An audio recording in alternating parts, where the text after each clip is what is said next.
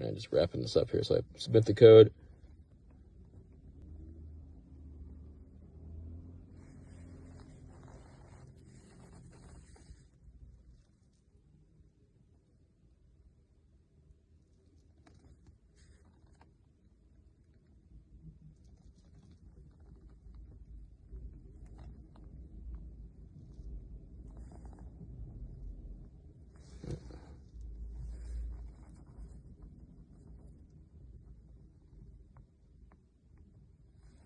So there it is, folks.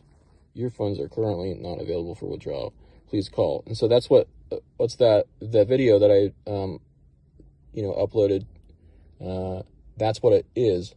It shows the conversation that takes place once I call that number, and anybody can hear.